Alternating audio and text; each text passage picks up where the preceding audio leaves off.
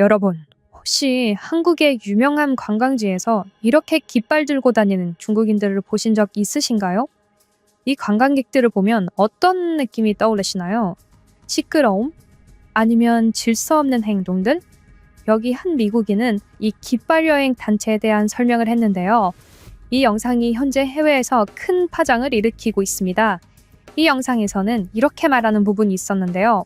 And groups like this often have a bad reputation abroad since they're often known to be noisy and loud. And this is because most of them don't have any public awareness due to the lack of education. In fact, most of these middle-aged individuals come from a time during the Cultural Revolution. Many of them will behave in ways that are inappropriate in the Western world. In fact, they're known to litter as well as jump in line simply because of how things operate in China. 중국인들은 이 영상을 보고 크게 분노했습니다.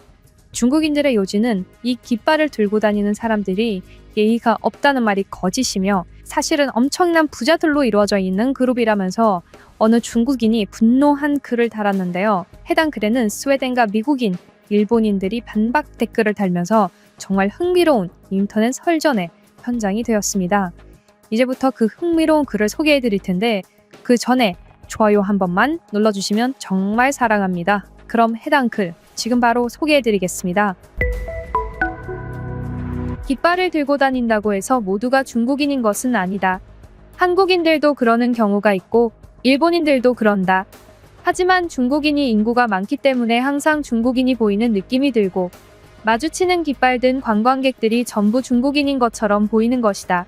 특히 이 영상은 완전히 틀렸다. 중국인들은 새치기라는 문화가 없다. 다만 줄 중간에 끼어드는 문화는 있는데 그것은 절대로 몰상식한 행동이 아니다.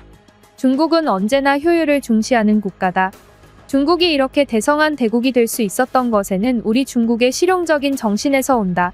줄을 선다는 것은 매우 실용적이지 못한 관념으로 모든 사람들이 먼저 왔다는 이유만으로 먼저 일을 처리할 수 있게 되는 이상한 방식이다. 항상 일이 급한 사람이 먼저 가야만 한다. 병원으로 생각해 보기를 바란다. 응급실에서 먼저 온 사람을 진료하는 게 맞는 것인가? 아니면 몸이 너무 아파서 정말 응급한 환자가 먼저 진료받는 게 맞는 것인가? 응급실은 말 그대로 위험한 사람을 위한 병원 진료실이다. 이렇듯 모든 줄서기에는 이유가 있다. 물건을 살 때에는 그 물건을 정말 더 원하는 사람이 있을 것이고 화장실을 갈 때에는 대소변이 더 급한 사람이 있기 마련이다. 우리 중국은 대소변이 급하다면 새치기를 한다. 그리고 다들 그것에 대해 알고 있다. 새치기를 한다면 이유가 있는 것이다. 만약 당신이 새치기를 당하기 싫다면 당신도 빨리 화장실에 가야 하는 이유를 설명하라. 그리고 그 자리를 사수하라. 그것이 그렇게 어려운 것이 아니다. 다만 급하지 않은데도 새치기를 하는 사람들이 가끔 있다. 다만 이것 하나만큼은 알기를 바란다. 깃발을 들고 다니는 사람들은 새치기를 잘 하지 않는 편이다. 이 영상에서 말한 것이 많이 틀린 것인데 사실 깃발을 들고 다니는 사람들은 중국에서 매우 부자인 편이다. 그렇기에 그들은 마음에 여유가 있고 절대로 새치기를 하지 않는다. 다만 그들 보고 시끄럽다고 한 것은 매우 인종차별적인 발상으로 중국어 자체가 시끄럽고 짜증나게 들린다고 말하는 것과 다를 바가 없다. 그런 식으로 말하는 것은 매우 좋지 못하다. 우리 중국인이 듣기에는 일본어와 한국어도 매우 경박하게 들리는데 우리는 보통 그렇게 그들을 평가하지 않는다. 특히 중국에서는 한국 드라마가 매우 인기가 많지만 중국에서 한국 드라마가 불법화되고 수입되지 않기 시작하면서 한국 드라마의 중국어 더빙이 사라지기 시작했다. 그 이후 우리는 항상 불법으로 자막을 달아서 보는데 그렇게 들리는 한국어는 매우 짜증나고 경박하다. 한국어에는 타격하는 소리들이 많기 때문에 듣다 보면 마치 고막을 마구 치는 것 같이 들린다. 특히 일본어는 한국어보다 심한 수준인데 일본어도 마찬가지로 강하게 치는 소리가 많이 나서 고막이 찢어질 것 같다. 특히 일본인들은 대부분 발성을 코로 하는 발성을 자주 하는데 이것은 매우 경박하게 들리고 특히 여성들이 그러한 발성을 할 때에는 귀여운 척 하는 것처럼 들린다. 한국 여성들도 이런 식의 발성을 정말 많이 하는데 그들이 진심인가 싶다. 나는 한국과 일본의 가느다란 목소리를 가진 여성들이 본래 어떤 목소리를 하고 있는지 항상 궁금하게 생각하곤 한다. 우리 중국에서는 그러한 찢어질 것 같은 목소리를 한 여성은 찾아볼 수가 없다. 이런 면에 있어서 우리 중국어는 한국어와 일본어보다 훨씬 시원시원한 언어라고 할 수 있다. 다만 자꾸 중국 관광객들에 대해 나쁜 이야기가 나오는 것은 언어 그 자체가 시끄럽기 때문이 아니다. 중국인에 대한 좋지 못한 편견이 있기 때문이다. 그렇기 때문에 나는 이 자리에서 중국인 관광객들에 대한 해명을 조금 하고 싶다. 예시로 한국을 들고 싶은데, 아까도 말했지만 깃발을 들고 다니는 중국인 관광객들은 대부분 부자들이다. 그들이 어느 곳에 한번 방문한다면 그 동네의 모든 판매 제품들을 싹 쓸어가서 완전히 비어 보이게 만든다. 그만큼 그들은 돈이 많다. 한국인들과 일본인들이 이러한 깃발 관광객들에 대해 나쁘게 생각하는 이유는 사실상 열등감에 가깝다.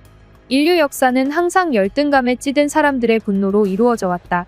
중국 관광객들은 한국인과 일본인들이 상상도 할 수 없을 정도로 부자들이다. 그들의 구매력은 엄청나기 때문에 중국을 좋아하지 않는 국가임에도 불구하고 한국과 일본은 중국인 대상으로 장사를 엄청나게 하고 있다. 일본은 오사카 남바만 가더라도 중국인들을 위해 아예 중국어를 하는 아르바이트생들을 고용하고 거리 곳곳에 중국어를 써놓는다. 한국에는 서울 중심의 명동이라는 곳이 있고 그곳에도 역시 아예 중국어를 하는 사람들을 놓고 손님들을 끌어모은다. 거리 곳곳에는 중국어들이 써 있다. 그리고 그들은 항상 이런다. 중국인들이 가장 많은 오사카의 남바와 서울의 명동이 가장 더러운 곳이라고. 하지만 이것은 또 오해라고 말하고 싶다. 우선 남바와 명동은 중국인들만 있는 곳이 아니다. 전 세계 사람들이 모이는 곳이다.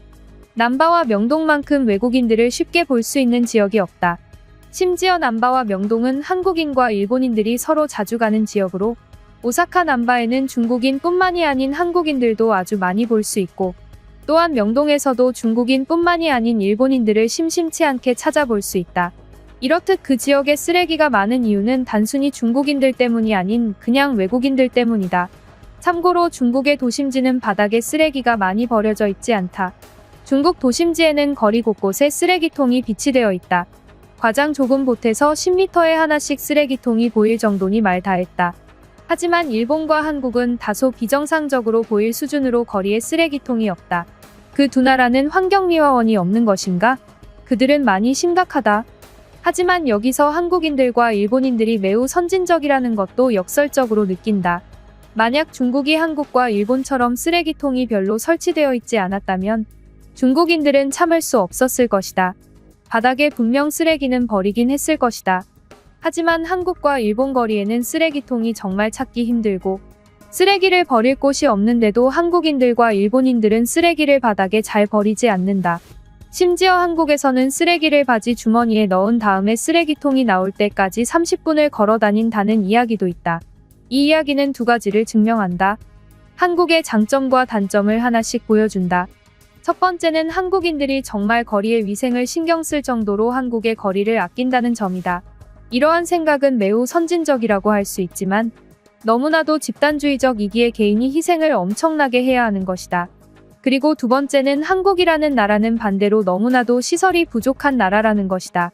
복지가 최악의 수준인 것이다. 자유경제를 신봉하는 민주주의 국가들은 그들이 항상 최상의 복지국가가 될 수 있다고 이야기한다. 하지만 복지국가란 결국 중국 공산당이다. 국가가 도시를 제대로 통제하지 않는다면 거리에 쓰레기통은 존재하기 힘들다. 국가가 돈을 움직이고 국가가 쓰레기통을 만들고 국가가 일자리를 창출해서 환경미화원을 만들어야 한다. 한국과 일본이 선진국인가? 그것은 틀렸다. 하지만 국민들이 선진적인가? 그것은 반은 맞고 반은 틀렸다. 국민들은 선진적이라기보다는 집단주의적이다. 집단을 위해 개인이 희생하기를 바라는 국가들이다. 과연 그것이 옳은 것인가? 그에 대한 판단은 마냥 중국을 욕하는 당신들이 한번 해보기를 바란다. 라는 글이었습니다. 이 글은 뒤에도 더 길었지만 우선 여기까지 설명을 해드리도록 하고요. 일단 한국의 복지가 중국보다 더 떨어진다는 부분에서 저는 웃겨서 그만 읽을 뻔 했는데요. 물론 북유럽 국가들이 복지가 뛰어날 수는 있지만 한국이 중국보다 복지가 떨어지는지는 모르겠습니다. 물론 중국의 복지도 10년 전에 비해서는 많이 좋아지고 있다고는 하는데 최근 몇 년간은 또 거꾸로 떨어지고 있다고 합니다. 영상 끝까지 봐주셔서 감사합니다. 가시기 전에 좋아요 눌러주시면 제 기분이 정말 좋아집니다. 감사합니다. 그럼 지금까지 뉴스품의 안 기자였습니다. 감사합니다.